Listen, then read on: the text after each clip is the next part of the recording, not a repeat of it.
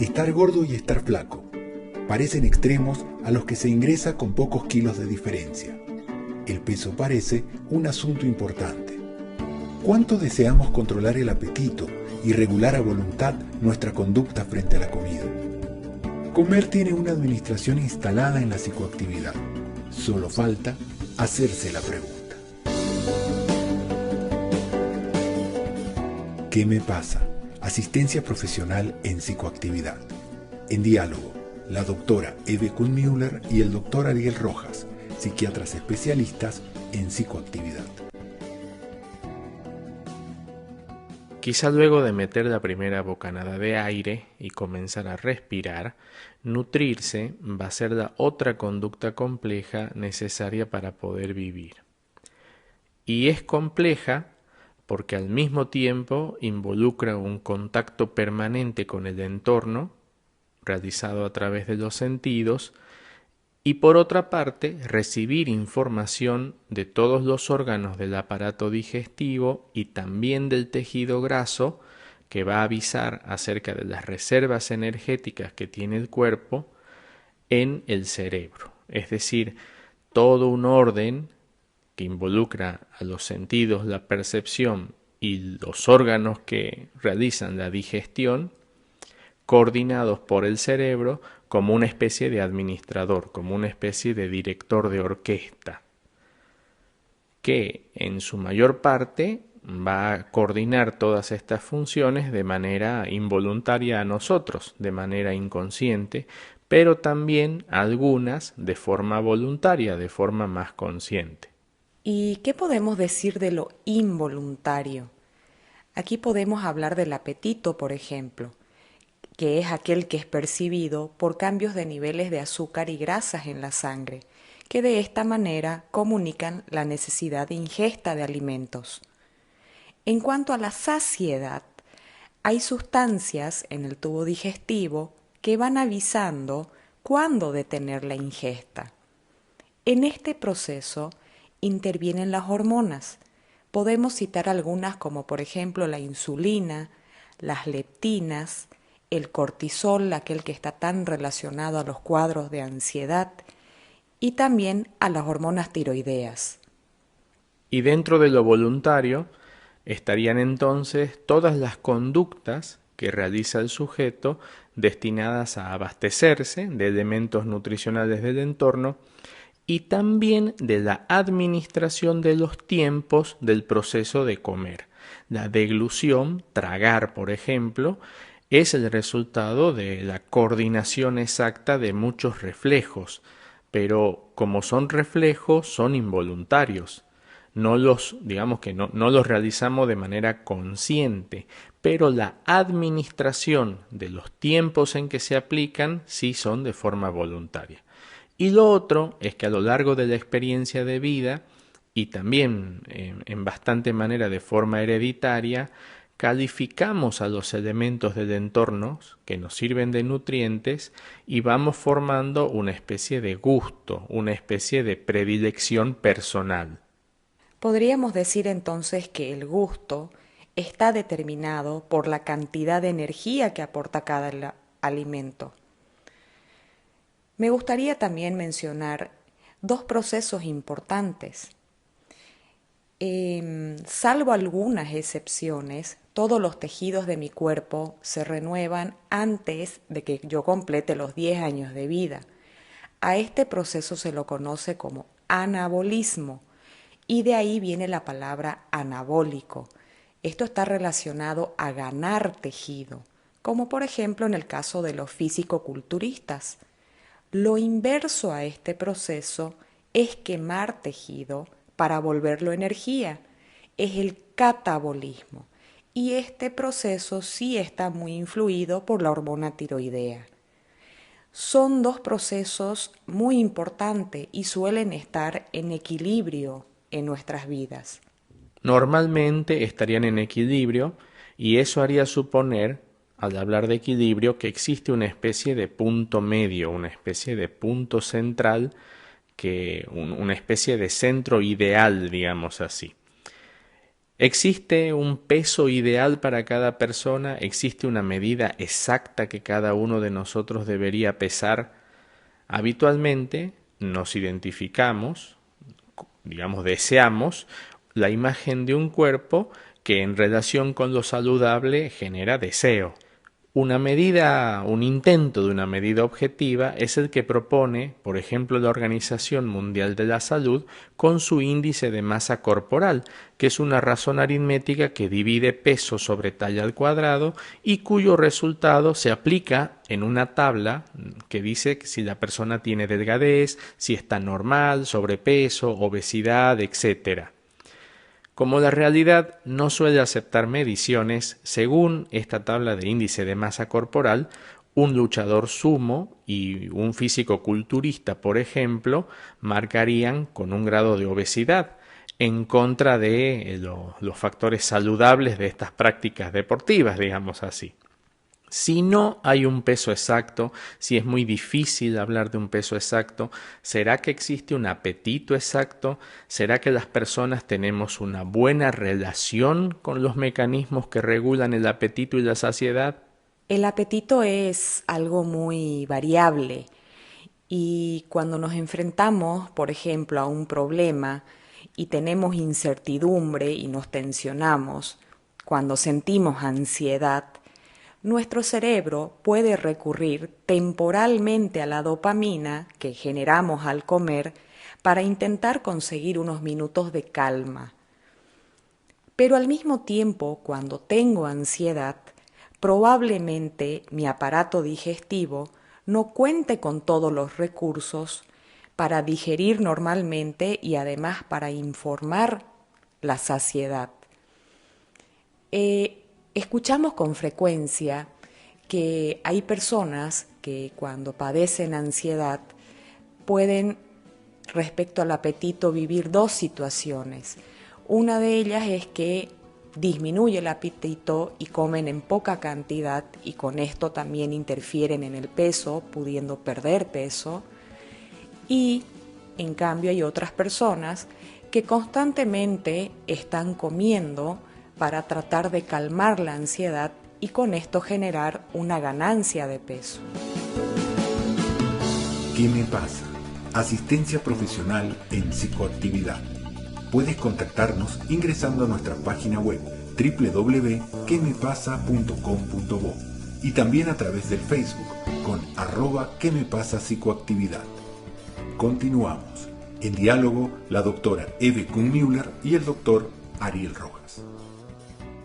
Ahora que estamos hablando de nutrición, se nos hace curioso tener que mencionar que hace menos de 100 años atrás a la humanidad no le hubiese preocupado la hipernutrición como un problema, y sin embargo parece ser un tema real y actual. Un estudio realizado hace un par de años en Bolivia nos dice que la población comprendida entre 5 y 18 años de edad, es decir, personas muy jóvenes, tienen en un 35% algún grado de sobrepeso y obesidad, y ese dato para Santa Cruz se corresponde a un 45%. A nivel mundial, desde 1975, la obesidad se ha triplicado y de hecho se espera que para el 2030 más de la mitad de las personas tengan algún grado de sobrepeso y obesidad. Estos números sin duda hacen cada vez más difícil que las personas estemos fuera de las estadísticas de sobrepeso en el mundo. Otro tema importante a tomar en cuenta en este sentido es que cuando hablamos de estas cifras, hablamos de que hay muchas personas que tienen un aspecto diferente al modelo de salud y éxito que tenemos socialmente, que nos imaginamos.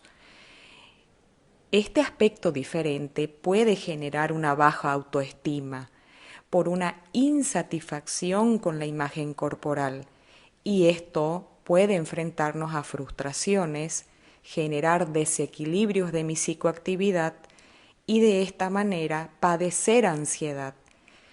Cuando padezco ansiedad, como habíamos mencionado anteriormente, puedo tener una alteración de mi conducta alimentaria y terminar cayendo en un círculo vicioso.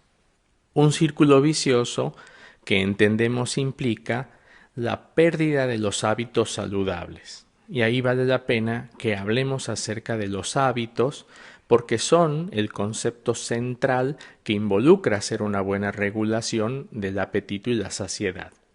¿Cómo podemos definir un hábito? Por ejemplo, una persona que intenta ordenar su sueño en términos de cantidad de horas que duerme y de horarios que duerme, lo que está haciendo, lo que puede lograr, si logra ordenar este sueño, es una especie de estándar cognitivo, una especie de nivel de funcionamiento mental diurno que va a ser estable en la medida en que se relaciona con este hábito para poder dormir. Un hábito, para ser aprendido, para ser adquirido, también puede involucrar un elemento del entorno. Las personas que consumen cafeína y consumen tabaco, por ejemplo, lo hacen para dar algún tipo de ayuda al aparato digestivo y a la conciencia mental, digamos, ¿no? Al estar despierto, a la lucidez mental.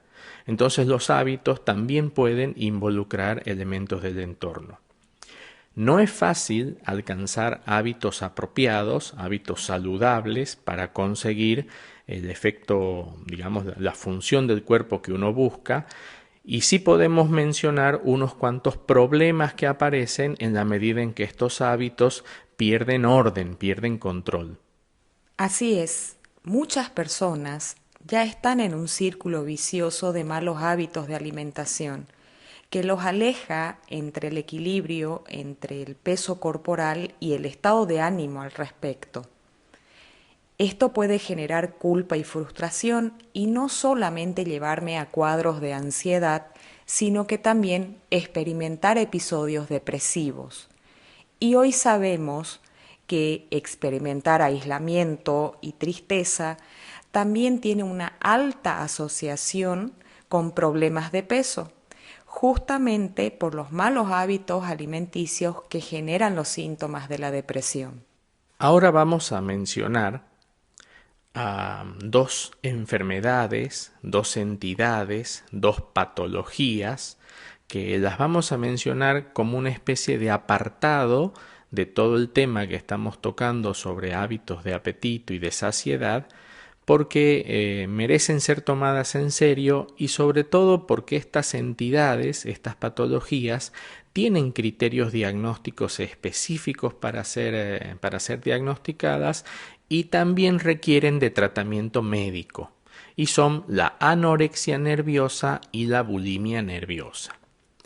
La anorexia nerviosa es un trastorno, es una enfermedad que va a involucrar sobre todo a la capacidad de juicio de la realidad de la persona, específicamente a la capacidad de percepción de la imagen corporal. Es decir, la persona va a padecer de una alteración en la percepción de su propia imagen corporal, que la va a percibir de manera distorsionada en cuanto a la realidad, no va a poder juzgar adecuadamente la realidad.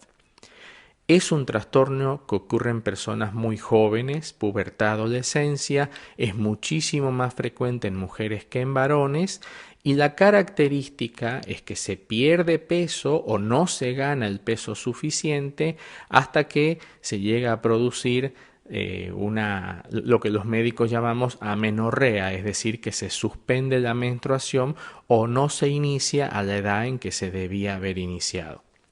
Vale la pena mencionar que la anorexia nerviosa es un trastorno bien difícil de tratar, suele ser bastante complejo y largo, y que en nuestra experiencia el éxito está relacionado con que la persona logre sostener la vida hasta alcanzar cierta etapa de madurez. Seguramente hay mucho más que decir de la anorexia, ya que es un tema bastante amplio y podría ser todo un podcast más adelante. Ahora, ¿qué podemos decir de la bulimia? Lo primero es que en la bulimia nerviosa no hay pérdida de la capacidad de juicio, y aunque muchas personas la padezcan, realmente son muy pocas las que se animan a buscar ayuda. La bulimia está muy relacionada a la ansiedad y se caracteriza por episodios de ingesta excesiva de alimentos muy calóricos, los atracones. A estos le sigue una culpa insoportable por la cantidad de alimento ingerido que puede llevar a la persona a tener actos compensatorios, como inducirse el vómito o hacer algún uso de laxantes.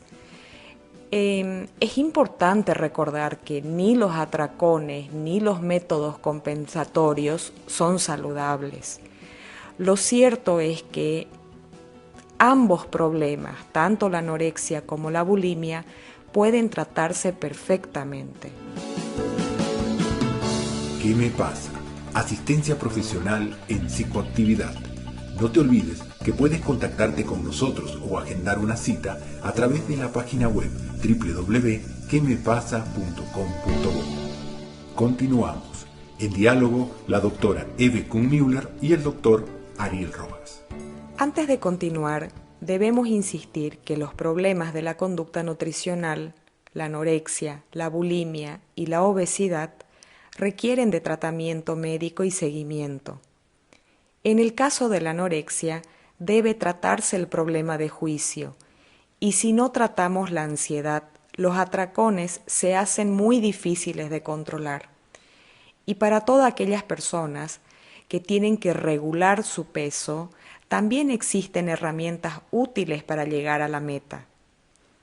En este tema, el conocimiento y la responsabilidad seguramente van a evitar riesgos innecesarios. Y es muy importante evitar riesgos innecesarios. Podemos mencionar, de una manera general, cómo algunas herramientas pueden funcionar para afectar la regulación del apetito y de la saciedad. Por ejemplo, muchos tratamientos para bajar de peso se basan en una especie de estimulación que simula el estrés en el cuerpo y de esa manera, por un lado, incrementa el consumo de recursos y por otro lado, limita la búsqueda voluntaria de alimentación. Es como si fuese poner al cuerpo en un estado de alarma artificial que ayuda a la reducción de peso.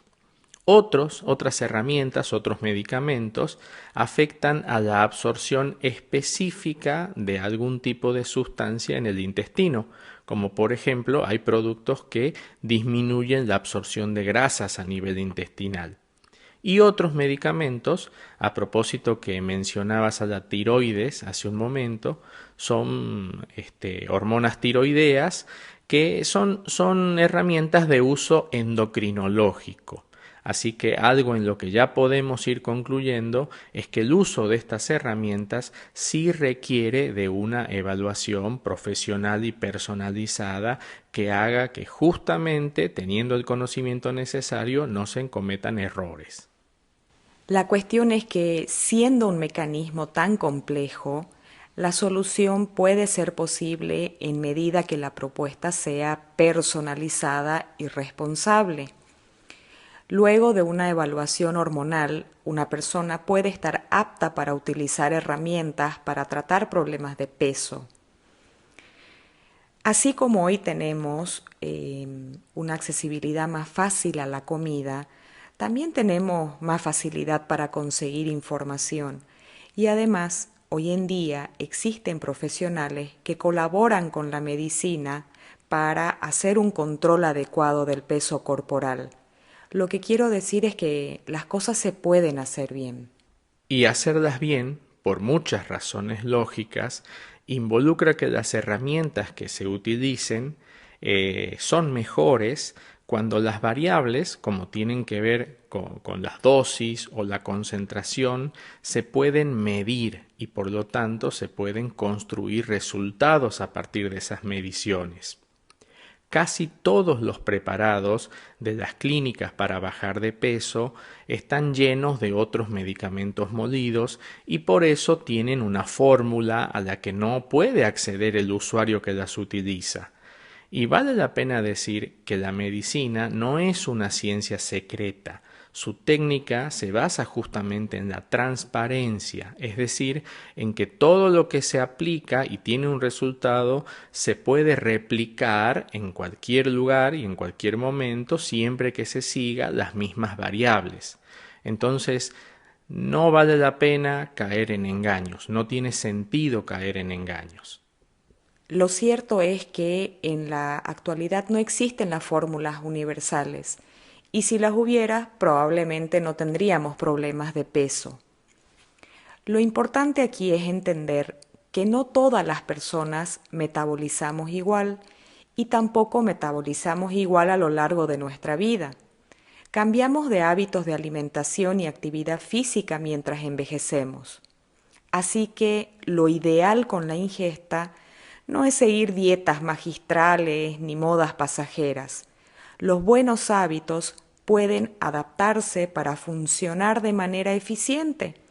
Si bien hay ocasiones donde se debe perder kilos de manera urgente ante un problema de salud severo, también en esta oportunidad se instruye a la persona a incorporar hábitos permanentes para conseguir el mantenimiento del peso, que suele ser lo más complicado y lo más difícil. Y para el mejor mantenimiento de peso, ya que estamos hablando de los hábitos que tienen que ver con la ingesta de nutrientes, no podemos dejar de hablar de la construcción de hábitos que tienen que ver con el gasto de esos nutrientes. Por eso es que es tan importante la inclusión de la actividad física en la construcción de estos buenos hábitos. Y como dato nos sirve que por ejemplo, realizar una actividad física que no sea tan intensa como caminar a buen ritmo, por ejemplo, durante unos 40 minutos diarios, realiza un consumo de energía donde al no sentir el tejido nervioso que está bajo alarma, moviliza grasas, moviliza recursos de la parte de las reservas del cuerpo. En cambio, una actividad física muy intensa realizada durante cortos minutos sí moviliza, dado que el cerebro detecta que hay una emergencia, moviliza glucosa del hígado, lo cual contribuye en menor medida a la regulación de los buenos hábitos del apetito y la saciedad. Pero sí vale la pena mencionar que el consumo de energía es importante, pero no solamente en la actividad física. Cada persona puede encontrar felicidad en distintos tipos de actividades y la actividad cerebral intensa también genera un consumo importante de recursos energéticos. ¿Qué me pasa? Asistencia profesional en psicoactividad. Puedes contactarte con nosotros a través del Facebook buscándonos con @que me pasa psicoactividad y también a través de nuestra página web www.quemepasa.com.bo. Continuamos en diálogo el doctor Ariel Rojas y la doctora Eve Kuhn-Müller. Y hablando de nutrición e insistiendo con que se trata de hacer hábitos para poder regular el apetito y la saciedad, no sorprende de hecho que la constancia sea la clave del éxito. ¿Por qué la constancia? Porque el tejido cerebral requiere de la repetición de un circuito para poder elaborar un mecanismo eficiente, es decir, que le sea económicamente rentable. A esa eficiencia nos referimos en el tejido cerebral. Por eso, para que un cambio corporal se vuelva permanente, se tiene que alcanzar un hábito eficiente. Hoy en día también existen otros métodos cuando se necesitan hacer cambios corporales, como son por ejemplo las cirugías. Existen distintos tipos y no voy a entrar al detalle, pero generalmente se las realiza a personas que tienen un riesgo de salud. Ahora, dado que el tracto digestivo queda modificado después de la cirugía, también se pretende dar al sujeto la chance de estar obligado a cambiar de hábitos, así como reducir las señales del intestino hacia el hipotálamo, que constantemente está buscando comida. Por eso, pese a la cirugía, se le pide a la persona involucrarse con responsabilidad y compromiso para adquirir hábitos y cambiar su estilo de vida. Sí, sé que antes de llegar a la cirugía se le suele pedir a las personas que demuestren que pueden realizar cambios de hábitos. Sin embargo, nos planteamos la idea de que es un poco complejo dejar al cerebro fuera de la ecuación y pedirle que mejore su conducta solo siguiendo una especie de lista de consejos. Puede pasar, como pasa con el dolor, por ejemplo, que como invade con mucha tensión al tejido nervioso, también le dificulta la capacidad de adaptarse a un nuevo funcionamiento. Es decir, una persona que padece, por ejemplo, depresión y ansiedad, es probable que experimente muchas dificultades a la hora de implementar un cambio en los hábitos de comer. Por eso en este tema es tan importante involucrar a la ciencia. La ciencia no deja de avanzar en conocer el complejo sistema que involucra el control de regulación entre el apetito y la saciedad. Ya hace unos años se habla de las sustancias llamadas leptinas, que avisan al cerebro de la cantidad de tejido graso y su concentración también parece tener relación con lo genético. También están estudiando activación de áreas cerebrales en respuesta a experiencias del medio, que en el futuro podrían dar como resultado buenos tratamientos cuando se habla de control de peso. Es muy importante que la ciencia avance y también que lo haga para el bien en la industria de los alimentos. Quizá no esté lejos el día en que los humanos nos reconciliemos con los animales que sirven a la industria de la alimentación. Es decir, también hay felicidad y salud mental en tomar responsabilidad con la vida de las demás especies. De alguna manera es hacerse cargo, para quien puede, por supuesto, de que aquello que come sepa de dónde viene y cómo viene. Finalmente, de eso trata alimentarse, de hacerlo sanamente, con felicidad y con poca culpa. Y cuando hablamos de felicidad, no estamos hablando de un número ni de sobrevivir a una comparación, sino que la felicidad está en la libertad de cambiar y ajustar mis hábitos con voluntad, paciencia y con las herramientas adecuadas para encontrar mi equilibrio metabólico. Lo ideal es que mi balance psicoactivo se adapte de manera saludable a cada situación de mi vida y cada momento para alimentarme de manera adecuada. ¿Qué me pasa? Asistencia profesional en psicoactividad. Los invitamos a escuchar ahora las conclusiones al respecto de este tema. Como conclusión, podríamos decir que el apetito y la saciedad son solo dos funciones más del complejo mecanismo que administra la nutrición. Su regulación involucra hábitos y, aunque no es tarea fácil, existen herramientas útiles para dar eficiencia a la psicoactividad. Hemos escuchado el diálogo sobre el apetito y la saciedad entre la doctora Eve Kuhn-Müller y el doctor Ariel Rojas. Te invitamos a contactarte con nosotros a través de nuestra página web www.quemepasa.com.bo y de nuestra página del Facebook. Nos puedes encontrar con @quemepasapsicoactividad. No olvides suscribirte a nuestro canal de YouTube y dejarnos tus comentarios. Nos vemos pronto en un nuevo capítulo aquí, en ¿Qué me pasa? Asistencia profesional en psicoactividad.